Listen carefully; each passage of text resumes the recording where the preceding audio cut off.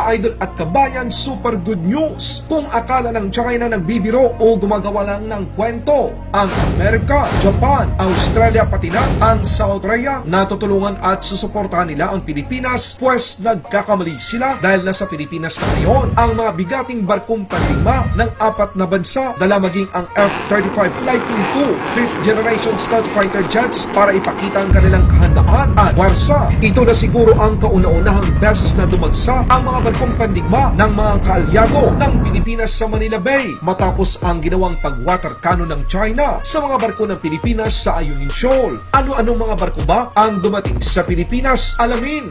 Kung kayo ang tatanungin mga kabayan, sang-ayon ba kayo sa ginagawang hakbang ng ating mga kaalyadong bansa?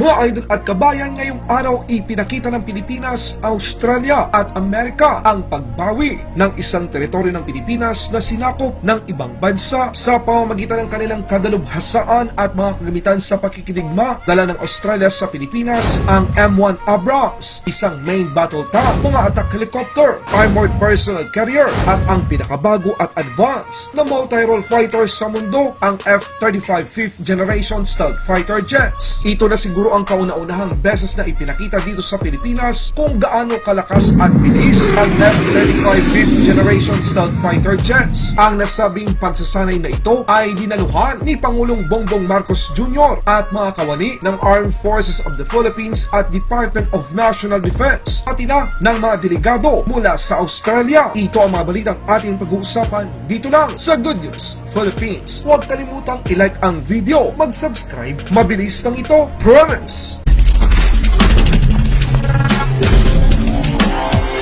Dumating na sila. Siguro ito na yung unang pagkakataon na halos sabay-sabay nasa bansa ang mga bigating mga barkong pandigma ng Amerika, Japan, South Korea at Australia. Kung may nagsabi man na hindi matutuloy ang military exercise na gagawin ng mga magkaalyado sa West Philippine Sea, mukhang nagkakamali sila dahil kita sa mga larawan na nagsagawa na ng mga pagsasanay sa West Philippine Sea ang Pilipinas, Japan, Amerika at Australia bilang panimula ng Indo-Pacific Endeavour 2023. Kita rin ang ginawang flypast ng isang Australian F-35 Lightning II sa GS Izumo ng Japan at USS Mobile ng Amerika sa karagatan ng Pilipinas. Excited na ba kayo? Tara, simulan na natin ang istorya. Nang pumutok ang balita na magsasagawa ng trilateral military exercise ang Japan, Australia, Amerika sa South China Sea o West Philippine Sea kung saan winatarkano ng China Coast Guard ang mga barko ng Pilipinas, marami ang nagduda kung ito ba ay totoo dahil na rin siguro sa mga lumabas na balita na ang Armed Forces of the Philippines ay hindi na-inform o walang natanggap na abiso tungkol dito. Pero agad na sinubaybayan ng Good News Philippines ang galaw ng isa sa mga barkong pandigma na ipapadala ng Amerika sa nasabing military exercise sa pamamagitan ng isang vessel tracker website. Ang barkong ito ay ang USS America, isang amphibious assault ship ng United States Navy. At alam nyo ba na ang USS America din ang lead ship ng American class amphibious assault ship? Hindi lang yan. Dala ng USS America mga bigating F-35 5th generation stealth fighter jets, isa sa maituturing na pinakamalakas at advanced na fighter aircraft sa mundo. Una nating namataan ang nasabing barkong pandigma ng Amerika noong ika-21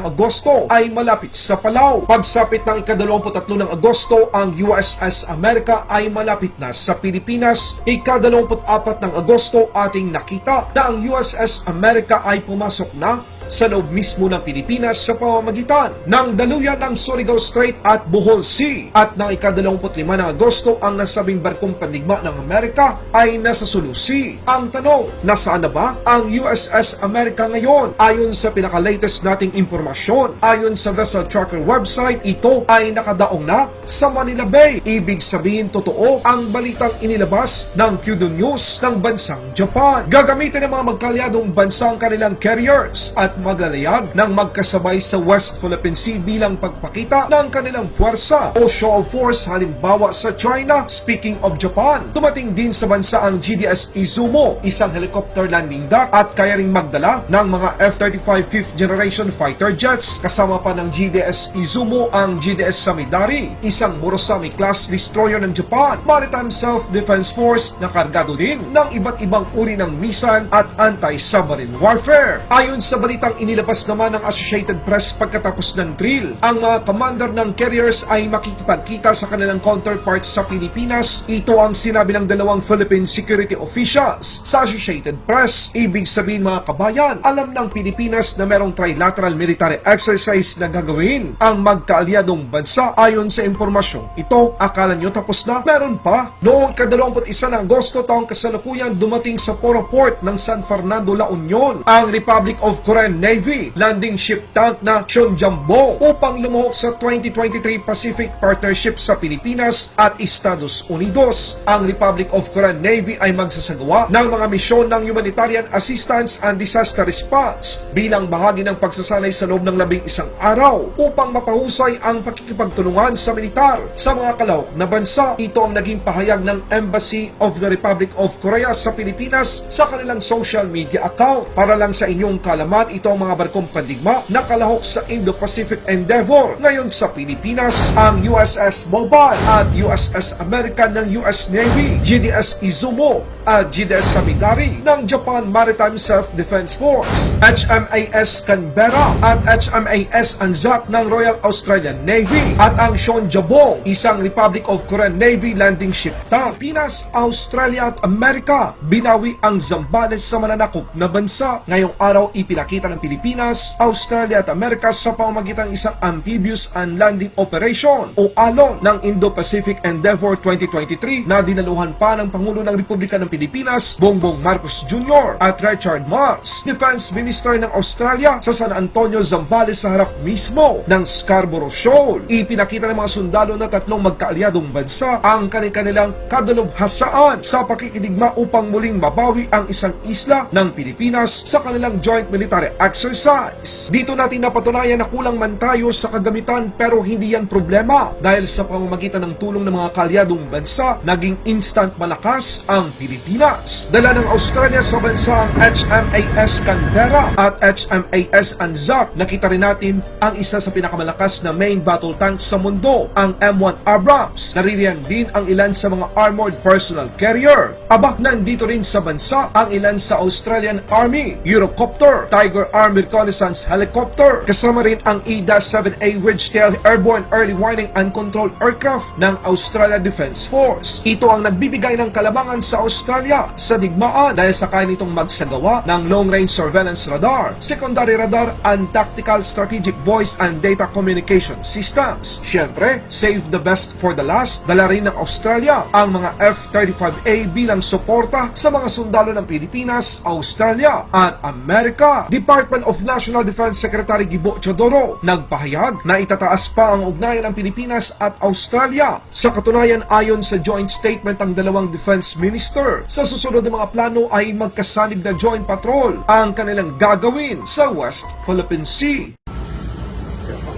Ngayong araw na to ay exercise ALON, naval exercise, joint exercise ito ng Philippine Marines, Philippine Navy at ng Australian Armed Forces, Australian Defense Forces ang tawag. Nandito si Deputy Prime Minister Richard Marles na siyang Defense Minister ng Australia at pagkatapos nitong joint exercise ng ating pangakawal ng dalawang bansa ay kami magpupulong dahil iakyat namin ang antas ng ating relationship, inakyat na natin to a strategic partnership between the Philippines and Australia. So kami ay mag-uusap na dalawa bilang ministro at maglalabas kami mamaya ng joint statement ng Republika ng Pilipinas at ng Australia. So ito ay patuloy na pagsasanay at activities ng Australia sa Indo-Pacific area. Ito ang pinakamalaking group of exercises na ginawa nila, ang pinakamalaking exercise na ginawa nila para sa taong ito at ang pinili nilang kapartner ay tayo. Kaya mabuhay ang Republika ng Pilipinas, mabuhay ang Australia. Laban Pinas!